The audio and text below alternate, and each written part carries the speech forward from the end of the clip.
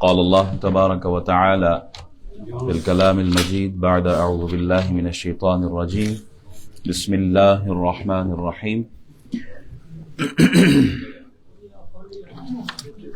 سورہ بقرہ کی آیت نمبر 57 پر کلام ہو چکا تھا. آج آیت نمبر 58 پر کلام ہوگا. اللہ تعالیٰ سننے سمجھنے کی توفیق عطا فرمائے. وَإِذْ قُلْنَا ادْخُلُوا هَذِهِ الْقَرْيَةَ فَكُلُوا مِنْهَا حَيْثُ شِئْتُمْ رَغَدًا وَادْخُلُوا الْبَابَ سُجَّدًا وَقُولُوا حِطَّةٌ نَغْفِرْ لَكُمْ خَطَايَاكُمْ وَسَنَزِيدُ الْمُحْسِنِينَ. اور یاد کرو جب ہم نے حکم دیا کہ اس بستی میں داخل ہو جاؤ، پھر اس میں تم جہاں سے چاہو جتنا چاہو کھاؤ، اور دروازے سے سر جھکائے ہوئے داخل ہونا اور کہتے جانا ہمیں بخش دے، تو ہماری خطائیں بخش دیں گے اور نیک لوگوں کو زیادہ اجر دیں گے. 40 سال کی قید اللہ تعالیٰ نے ختم فرما دی اور حکم دیا کہ تم جاؤ فلسطین. قوم عمالقہ وہ علاقہ چھوڑ چکی ہے، لہٰذا اب لڑنے کی بھی حاجت نہیں ہے. اب وہ علاقے وہ خالی کر چکے ہیں، دشمن جا چکے ہیں اس علاقے سے. پہلے حکم تھا نا جا کے لڑو ان سے، تو آگے سے انہوں نے کیا کہا تھا؟ آپ جانو آپ کا رب جانے. تو بدلے میں ان کے ساتھ کیا ہوا؟ 40 سال تک اس میدان میں ہی وہ لوگ خوار ہوتے رہے. 40 سال کا وقت گزر چکا، اللہ نے حکم دیا اب جاؤ اپنے علاقے میں. اب وہ جس قوم سے لڑنے کا ہم نے کہا تھا وہ بھی وہاں پر نہیں ہے. اچھا، اس قوم کی طرف بھیجا. اب کھاؤ پیو، اب صرف من و سلوا ہی نہیں ہے، اب تو جو تم چاہو گے وہ ملے گا وہاں پر. لیکن جاتے ہوئے کیا کرنا؟ جس علاقے میں، جس بستی میں، جس قریے کی طرف جا رہے ہو، حطۃ کیا کہتے جانا ہے؟ اللہ معاف کر دے.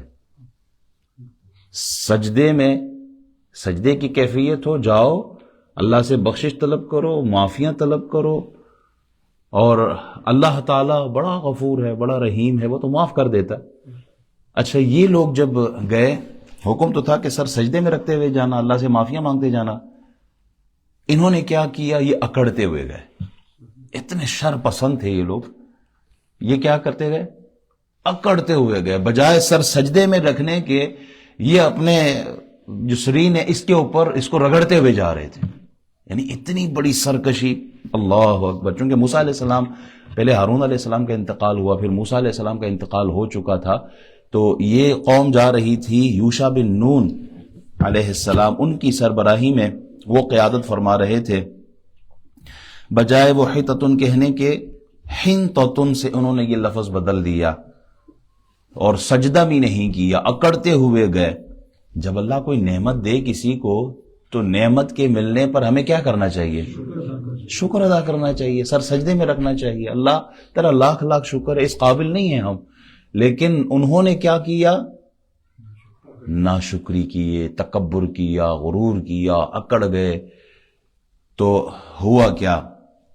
حضور علیہ السلام فرماتے بنی اسرائیل سے کہا گیا کہ شہر میں سجدہ کرتے ہوئے داخل ہو، تو وہ اپنی سرینوں کے بل گھسیٹتے ہوئے داخل ہوئے، اور انہیں حطۃ کہنے کا حکم دیا گیا تھا تو انہوں نے اسے حنطۃ فی شعری سے بدل دیا. یعنی انہوں نے کہا کہ ہمیں گندم دو، ہمیں جو دو. حطۃ اللہ ہمیں معاف کر دے، حنطۃ اللہ ہمیں جو دے دے، ہمیں گندم دے دے، ہمیں آٹا دے، ہمیں کھانا دے. تو یہ ان کی سرکشی. پھر کیا ہوا؟ اللہ اکبر. فبدل الذين ظلموا قولا غير الذي قيل لهم فانزلنا على الذين ظلموا رجزا من السماء بما كانوا يفسقون. پس جو بات انہیں کہی گئی تھی ظالموں نے اسے بدل کر کچھ اور کر دیا، تو ہم نے ظالموں پر آسمان سے عذاب نازل کیا کیونکہ وہ نافرمانی کرتے تھے. یہ آیت نمبر 59 ہے. جب انہوں نے اللہ کے حکم کا مذاق اڑایا اور بجائے سجدہ کرنے کے انہوں نے ناشکری کی ہے، تو ان میں ایک طاعون پھیل گیا، بیماری پھیل گئی. جیسے ابھی یہ پچھلے عرصے میں کرونا آیا تھا نا، پوری دنیا پہ کتنے لوگ مرے. تو کوئی اس طرح طاعون ان میں آیا اور 70,000 بنی اسرائیل مارے گئے. 70,000 لقمہ اجل بنے. تو ان آیات میں بنی اسرائیل کو یاد دلایا گیا ہے کہ پیغمبروں سے مذاق اور اللہ کے حکم کا جو اللہ کے حکم کا بدلنا ہے، ان کا یہ جو طرز طریقہ ہے نا، یہ بہت قدیم ہے، یہ بہت پرانا ہے. یعنی جو مدینہ شریف کے یہودی ہیں، اس دور کے یہودیوں کو یہ بتایا جا رہا ہے یہ آج کا نہیں ہے تمہارا، یہ تمہاری فطرت میں جو بہت پہلے تمہارے باپ داداؤں میں بھی تھا.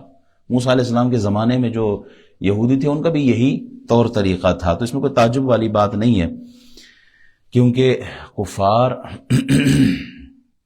اگر شریعت محمدی کا آپ ان کی صداقت اور مطلع ہونے کے باوجود ان کی راہ پر نہ چل سکے تو پھر یہ جائے تعجب نہیں ہے، ان کی طبیعت ہی ایسی ہے. حضور کا طرز عمل دیکھا پھر بھی وہ لوگ بدلے نہیں ہیں.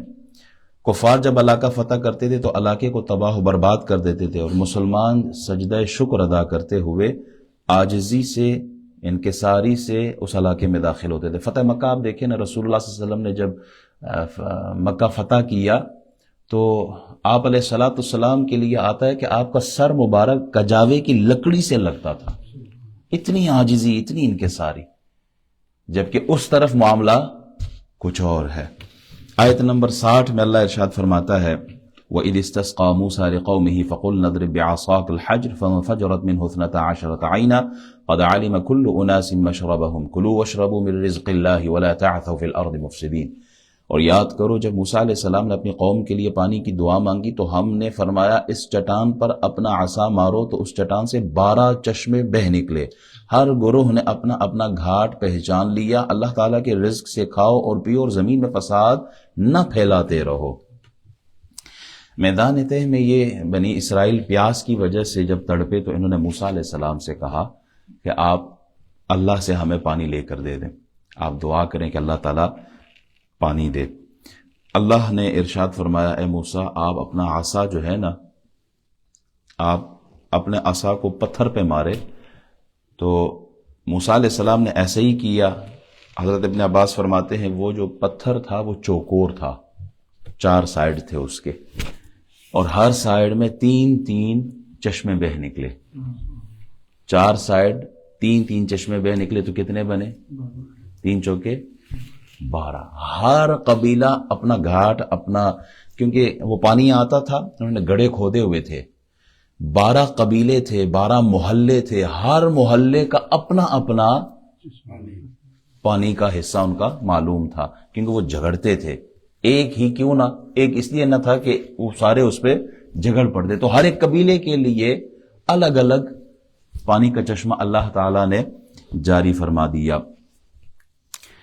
موسیٰ علیہ السلام کا عصا یہ جنت کا درخت ہے، آس کی لکڑی تھی جو جناب آدم علیہ السلام وہاں سے اپنے ساتھ لائے تھے، اور ان سے منتقل ہوتے ہوتے یہ جناب شعیب علیہ السلام کے پاس آئے. شعیب علیہ السلام کی بکریاں جناب موسیٰ علیہ السلام نے چرائی تھی، تو جناب شعیب علیہ السلام نے پھر حضرت موسیٰ علیہ السلام کو یہ عصا دیا تھا. اس عصا کا بڑا کمال تھا، یہ آپ کے قد کے برابر تھا، 2 اس کی شاخیں تھیں، تاریکی میں یہ روشن ہو جاتا تھا، اور جب اسے آپ پھینکتے تھے تو یہ آپ کی حفاظت کرنے کے لیے سانپ بن جاتا تھا. اسی سے آپ پتے بھی جھاڑتے تھے بکریوں کے لیے، اسی سے آپ ٹیک بھی لگاتے تھے. یہ قرآن کی آیتوں میں سارا اس کا ذکر ہے. آپ تکیے کے طور پر بھی اس کو استعمال کرتے تھے. دریا کو خشک کرنے کے لیے جب قوم کو لے کے نکلے تھے اسی عصا سے مارا تھا تو زمین خشک ہوگی اور 12 راستے آپ کے لیے بنے تھے. پتھر پر مارا تو پانی جاری ہوا، سانپ بن جاتا تھا، تاریک راہ میں یہ چراغ کا کام کرتا تھا. اور مزے کی بات یہ ہے کہ یہ صرف جناب موسیٰ علیہ السلام کے ہاتھ میں یہ کام ہوتا تھا. یہی عصا کوئی اور پکڑتا تو نہ سانپ بنتا، نہ وہ روشن ہوتا، نہ وہ دریا خشک کرتا. تو معلوم کیا ہوا کہ کمالات کے لیے بھی ید بیضا چاہیے. وہ جی آیت تو فلاں پیر صاحب بھی پڑھتے ہیں، میں نے بھی وہی آیت پڑھی، وہ پڑھتے ہیں تو بندے کو اللہ شفا دے دیتا ہے، میں پڑھتا ہوں تو ککھ بھی نہیں ہوتا. انہوں نے کہا منہ بھی پیر صاحب والا چاہیے، زبان بھی پیر صاحب والی چاہیے، کیونکہ ان کی زبانوں میں اللہ نے تاثیر رکھی ہے. اب ایک گولی میرے ہاتھ میں ہو، میں پھینکوں گولی، اس کا کوئی اثر نہیں ہوگا. اگر وہی گولی بندوق سے نکلے تو اگلی کی جان چلی جائے. معلوم کیا ہوا، گولی کا کمال نہیں ہے، پھینکنے والے کا کمال ہوتا ہے. تو یہی حال ہے. تو وہ جو عصا تھا وہ جناب موسیٰ علیہ السلام کے ہاتھ میں یہ کام کرتا تھا. اللہ تعالیٰ نے اپنے خاص بندوں کے ذریعے لوگوں کو نعمتیں عطا کی ہے. خاص مقبول بندوں کے ذریعے لوگوں کو عطا کرتا ہے اللہ تعالیٰ. دیکھیں قوم آئی نا موسیٰ علیہ السلام کے پاس, پانی دے دیں. پہلی بات تو یہ موسیٰ علیہ السلام نے یہ نہیں کہا کہ تم لوگ مشرک ہو گئے ہو, اللہ کو چھوڑ کے غیر اللہ کے پاس آ کے تم مانگ رہے ہو. موسیٰ علیہ السلام نے یہ فتویٰ نہیں دیا. دوسرا, موسیٰ علیہ السلام یعنی جب اللہ سے مانگا تو اللہ بارش بھی بھیج سکتا تھا نا, بارش ہو جاتی, دعا قبول ہو جاتی. اللہ زمین سے چشمے جاری کر دیتا, اللہ پہاڑ سے چشمے جاری کرتا ہے, زمین سے کر دیتا, پتھروں سے جاری کر دیتا. اللہ نے موسیٰ علیہ السلام کو فرمایا, محبوب اے میرے کلیم, آپ اپنا عصا مارو پتھر پر تاکہ ان کو پتہ چلے اللہ نے یہ نعمت موسیٰ کی برکت سے عطا فرمائی, تاکہ انہیں اندازہ ہو, انہیں معلوم ہو کہ یہ چشمہ جاری کرنے والا ہے تو اللہ, اس میں کوئی شک نہیں ہے, تمام کمالات یہ اللہ کی طرف سے ہیں. لیکن موسیٰ علیہ السلام کی ہاتھ کی برکت ہے, موسیٰ علیہ السلام کے عصا کی برکت ہے کہ اللہ دینے والا ہے اور تقسیم کرنے والا وقت کا نبی ہے. حضرت علی رضی اللہ تعالیٰ عنہ فرماتے ہیں کہ اللہ ابدال, یہ غوث قطب ابدال, یہ ولایت کے درجے ہیں. اللہ تعالیٰ ابدالوں کے ذریعے اہل دنیا کو بارش عطا فرماتا ہے اور رزق دیتا ہے نیک لوگوں کے ذریعے. جناب موسیٰ علیہ السلام نے عصا کو پتھر پر مارا تو پتھر سے پانی جاری ہوا. عموماً پانی جو جاری ہوتا ہے وہ پتھروں سے ہی ہوتا ہے, پہاڑوں سے ہی پانی نکلتا ہے, لیکن گوشت پوست سے پانی نکلنا یہ امپاسبل ہے. کسی کو دیکھا ہے آدمی کو چلتے پھرتے وہ اپنے ہاتھوں سے آپ کو پانی نکال کے دکھائے؟ پتھر سے تو عموماً ہے, عادت ہے, اس میں کوئی شک نہیں ہے, پتھروں سے ہی نکلتا ہے. جناب موسیٰ علیہ السلام کا معجزہ تھا کہ انہوں نے پتھر سے پانی جاری کیا, اور جناب محمد الرسول اللہ صلی اللہ علیہ وسلم کا معجزہ تھا کہ آپ نے اپنی انگلیوں سے پانی جاری کیا. بخاری شریف کی حدیث ہے کہ صحابہ کرام سفر میں تھے نا, تو وضو کے لیے پانی نہیں تھا, تو نبی علیہ الصلوۃ والسلام نے پانی کے برتن میں اپنا دست مبارک رکھا, ہاتھ مبارک رکھا. آپ نے جیسے ہی اپنی انگلیاں مبارک ڈالی, حضرت انس فرماتے ہیں میں نے دیکھا کہ پانی آپ کے انگلیوں کے نیچے سے ابل رہا تھا. 300 آدمیوں نے اس پانی سے وضو کیا ہے, 300 آدمیوں نے اللہ اکبر اس پانی کو استعمال کیا, وضو کیا ہے. والا حضرت فرماتے ہیں نا, انگلیاں ہے فیض پر ٹوٹے ہے پیاسے جھوم کر, ندیاں پنجاب رحمت کی ہے جاری, واہ واہ. یہ رسول اللہ صلی اللہ علیہ وسلم کا معجزہ. بعض احباب کہتے ہیں کائنات میں سب سے عظیم پانی کون سا ہے؟ جس نے کہا وہ زمزم ہے, کسی نے کہا وہ آب کوثر ہے, اور بعض محققین یہ کہتے ہیں کہ کائنات کا سب سے عظیم ترین پانی وہ پانی ہے جو جناب محمد الرسول اللہ کی انگلیوں سے نکلا تھا. اسی طرح صلح حدیبیہ کے موقع پر جب پانی کم ہوا تو صحابہ نے کہا یا رسول اللہ پانی چاہیے. حضور نے اپنے دست اقدس کو رکھا, 1400 صحابہ نے پانی پیا بھی, وضو بھی کیا, جانوروں کو بھی پلایا.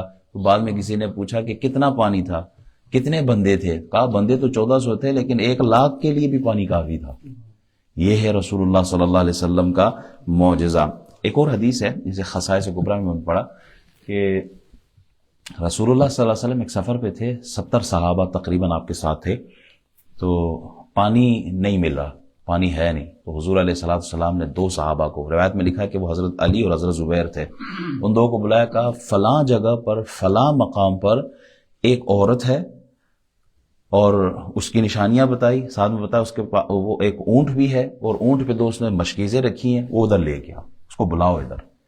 جب صحابہ چلے گئے ڈھونڈنے کے لیے, اسی جگہ پر گئے تو دیکھا کہ ایک عورت وہاں موجود ہے, بیٹھی ہوئی ہے, اونٹ بھی وہیں پر ہے, پانی بھی وہیں پر ہے. تو صحابہ نے اس عورت سے کہا کہ چلو ہمارے ساتھ, اللہ کا نبی بلاتا ہے. کہتے ہیں کون رسول اللہ؟ اچھا وہ جو صابی ہو گیا, یعنی اپنا عقیدہ چھوڑ بیٹھے ہیں اللہ اعوذ باللہ, وہ جس نے نئے خدا کا اور خود کو نبی قرار دیا, وہ کہا چلو تو صحیح, جس کی تم بات کر رہے وہی ہے, حالانکہ وہ تو اللہ کے سچے سچے برحق رسول ہیں. بہرحال حضور کے حکم پر وہ لے آئے. جب حضور کے پاس پہنچے تو حضور نے حکم دیا کہ مشکیزیں اتارو, برتن میں پانی ڈالو. برتن میں پانی ڈالا گیا. پھر حضور علیہ الصلوۃ والسلام نے کچھ کلمات پڑھے ہیں, یہیں سے وہ کہتے ہیں یہ ختم کیا ہے, کہتے ہیں یہاں سے نکلے. حضور علیہ الصلوۃ والسلام نے دعا مانگی اور پھر فرمایا واپس مشکیزوں میں ڈالو, اور مشکیزوں میں پانی ڈالا گیا. پھر اس کے بعد نچلے حصے سے مشکیزیں کھولے گئے, اور پھر جتنے صحابہ تھے سب نے پانی پیا, سب کو وضو شضو ہوا ان کا، اور پھر وہ حضرت عمران فرماتے ہیں، عمران بن حسین کہتے ہیں کہ میرا خیال ہے وہ دونوں مشکیزیں پہلے سے زیادہ بھرے ہوئے معلوم ہوتے تھے، پانی استعمال ہو گیا ہے، 70 صحابہ پی چکے ہیں۔ وہ کہتے ہیں میں نے جب مشکیزوں کو دیکھا نا جہاں سے پانی نکالا تھا، پہلے اتنا پانی اس میں نہیں تھا جتنا اور اللہ نے اس میں ڈال دیا ہے۔ اچھا، عورت حضور علیہ الصلوۃ والسلام نے اس عورت کو کہا کہ کپڑا بچھا اپنا، اس نے کوئی کپڑا شپڑا بچھایا وہاں پر، صحابہ سے کہا اس میں ڈالو، کوئی آٹا لے کے آتا ہے، کوئی کھجور لے کے آیا، کوئی ستو لے کے آیا، کوئی کیا چیز تو کوئی کیا چیز، کپڑا بھر گیا ہے۔ حضور نے فرمایا جائیے لے جاؤ اپنے ساتھ۔ تو کیا کسی نے خوب کہا نا، یہ دربار محمد ہے، یہاں اپنوں کا کیا کہنا، یہاں سے ہاتھ خالی غیر بھی جایا نہیں کرتے۔ حضور علیہ السلام کا در تھا۔ پھر آپ نے فرمایا، رسول اللہ صلی اللہ علیہ وسلم فرماتے ہیں اسے لے جاؤ کیونکہ ہم نے تمہارے پانی کا ایک قطرہ نہیں لیا بلکہ اللہ نے ہمیں سیراب کیا ہے۔ پانی چیک کر لو، تمہارے پانی میں کوئی کمی نہیں آئی ہوئی ہوگی۔ جب وہ عورت اپنے گھر پہنچی نا، گھر والوں کا اتنا لیٹ ہو گیا، کدھر ہو گیا، پھر سارا واقعہ گھر والوں کو سناتی ہے، کہتے ہیں وہ بہت بڑا جادوگر ہے، یا تو واقعی وہ اللہ کا رسول ہے۔ اس قوم کا سردار آیا، سردار نے جب رسول اللہ صلی اللہ علیہ وسلم کو دیکھا، ادھر ہی کلمہ پڑا، پورا قبیلہ اسلام میں داخل ہو گیا۔ جس کی 2 بوند ہے کوثر و سلسبیل، جس کی 2 بوند ہے کوثر و سلسبیل، یہ ہے وہ رحمت کا دریا ہمارا نبی۔ کون دیتا ہے دینے کو منہ چاہے، یہ دینے والا ہے سچا ہمارا نبی۔ مدینہ شریف میں جب ہجرت کا وقت آیا نا، مدینہ شریف پہنچنے سے پہلے ام معبد کے گھر پہنچے تھے۔ ام معبد گھر کی ساری بکریاں ان کے شوہر لے گئے تھے نا چرانے کے لیے، ایک بکری کو چھوڑا تھا گھر میں کیونکہ بہت کمزور تھی، وہ جانے کے قابل نہیں تھی۔ حضور علیہ السلام نے فرمایا کہ کوئی چیز ہے پینے کے لیے؟ حضرت ابوبکر صدیق ساتھ تھے، انہوں نے کہا کچھ بھی نہیں ہے، یہ بکری ہے، یہ تو اتنی کمزور ہے، اپنا دودھ تو چھوڑے تو چل ہی نہیں سکتی۔ حضور نے فرمایا زیادہ قریب کرو، بکری لائے، حضور نے اس کے تن پہ ہاتھ پھیرا تو وہ دودھ کی نہریں جاری شروع ہوئی، سارے گھر کے برتن بھر دیے۔ حضور نے بھی خود بھی، آپ نے وہ دودھ پیا، ابو بکر صدیق نے بھی پیا، گھر والے۔ اچھا، جب وہ ام معبد کا شوہر گھر آیا، انہوں نے دیکھا یہ دودھ کہاں سے آیا ہے، بکری کی حالت دیکھی، کہا کوئی آیا تھا۔ وہ حدیث میں بہت طویل حدیث ہے، جس طرح حضرت ام معبد نے رسول اللہ کا جو نقشہ کھینچا ہے، جو آپ کو حسن و جمال بیان کیا، حدیثوں میں موجود ہے۔ پھر دونوں جاتے ہیں کلمہ پڑھ کر رسول اللہ کے غلام ہو جاتے ہیں۔ یہ تنوں میں دودھ کا آنا، یہ بھی رسول اللہ صلی اللہ علیہ وسلم کا معجزہ تھا۔ حضرت انس فرماتے ہیں کہ ایک دن میں حضور کے دربار میں حاضر ہوا، دیکھا رسول اللہ صلی اللہ علیہ وسلم گفتگو فرما رہے ہیں اور آپ نے شق میں اقدس پر کوئی پٹی باندھی ہے۔ تو میں نے صحابی سے پوچھا کہ یہ کیوں باندھی ہے؟ کہا بھوک کی وجہ سے رسول اللہ صلی اللہ علیہ وسلم نے یہ باندھی ہے۔ سنا نا، وہ پتھر بھی باندھا کرتے تھے بھوک کی وجہ سے، تو یہ پٹی باندھی ہے۔ وہ دوڑتے ہوئے اپنے والد سے کہا، ابو طلحہ سے کہا، ابو طلحہ گئے ام سلیم سے کہا، تو انہوں نے کہا ہے اتنا روٹی کا کوئی ٹکڑا ہے اور کچھ کھجوریں ہیں، اتنی ہے کہ صرف رسول اللہ تناول فرما سکے اور کوئی نہیں۔ تو حضرت ابو طلحہ نے کہا اے انس تم جاؤ حضور کے پاس کھڑے ہو جاؤ، جب سارے صحابی ایک طرف ہو جائے نا اور حضور گھر کی طرف چلیں، گھر پہنچ کر دروازے میں جو ہی وہ پردے تک پہنچے نا، اس وقت جا کے رسول اللہ کو کہنا ہے کہ حضور میرے ابو بلا رہے ہیں آپ کو۔ تو آپ نے ٹھیک ہے، ادھر کھڑے رہے، جو ہی حضور علیہ السلام گھر کی طرف گئے، پردے کے قریب پہنچے، آواز دی یا رسول اللہ میرے والد آپ کو بلا رہے ہیں، ابو طلحہ بلا رہے ہیں۔ حضور نے پیچھے مڑ کے کہا سارے صحابہ چلو میرے ساتھ۔ اچھا، اب جب وہ گھر کے قریب پہنچے نا، انس کہتے ہیں میں آنے والوں کی کثرت سے غمگین گھر میں داخل ہوا، جب میں اتنے لوگ دیکھیں صحابی، میرے باپ نے تو کیا کہا تو یہاں کیا ہو گیا، وہ میری عجیب سی حالت ہو گئی ہے کہ اب کیا بنے گا۔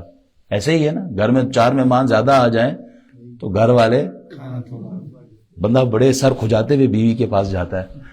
تو اچھا، وہ صحابی رسول انہوں نے جب جا کے حضرت انس نے اپنے گھر میں ابو طلحہ کو بتایا کہ میں نے تو جیسے آپ نے کہا تھا میں نے ویسے ہی کیا ہے، حضور نے باقیوں کو بھی وہ بھی لے آئے۔ حضرت ابو طلحہ باہر دوڑتے ہوئے یا رسول اللہ اتنا کھانا نہیں ہے کہ سارے کھا سکے۔ حضور نے فرمایا فکر نہ کرو، اندر چلو تو صحیح۔ حضور علیہ السلام اندر تشریف لائے اور فرمایا تمہارے پاس جو کچھ ہے اسے جمع کر کے لاؤ۔ تو ہم جتنی روٹی تھی اور کھجوریں تھیں ہم نے سامنے رکھ لی دسترخوان پر۔ رسول اللہ صلی اللہ علیہ وسلم نے ان پر برکت کی دعا فرمائی ہے۔ یہ خصائص کبریٰ کی امام جلال الدین سیوطی کی کتاب میں یہ روایت موجود ہے۔ فرماتے ہیں رسول اللہ صلی اللہ علیہ وسلم نے ایک کھانے پہ آپ دعا مانگتے ہو، کہاں سے ثابت ہے؟ میں نے کہا یہاں سے ثابت ہے۔ حضور نے دعا مانگی ہے، برکت کی دعا مانگی ہے۔ پھر فرمایا میرے قریب 8 آدمی کو بھیجو۔ 8 آدمی آتے، وہ تناول فرماتے، پھر شیر خوب کھا کے وہ نکل پڑتے، پھر 8 آتے، وہ خوب کھا کے 70 آدمی کھا بیٹھے، وہ روٹی کا ایک ٹکڑا، کتنی برکت۔ 6 روایات اور موجود ہیں جن کو میں نے پیش کرنا تھا لیکن وقت نہیں ہے۔ حضور علیہ السلام نے ام سلیم سے کہا، ابو طلحہ سے کہا، انس سے کہا کہ آپ تم بھی کھاؤ، ہم نے سیر ہو کے کھایا، خوب پیٹ بھر کے کھایا۔ پھر میری والدہ نے کیا کہا، میرے ماں باپ آپ پر فدا ہوں، اگر میں نے ان کو کھاتا ہوا نہ دیکھا ہوتا تو میں کہتی ہمارے کھانے میں سے کسی نے کچھ نہیں کھایا ہے، لیکن میری اپنی آنکھوں نے دیکھا کہ سب نے خوب پیٹ بھر کے کھایا، 70 آدمی کھا بیٹھے۔ اللہم صلی علی سیدنا مولانا محمد وعلی آل سیدنا مولانا محمد وبارک وسلم۔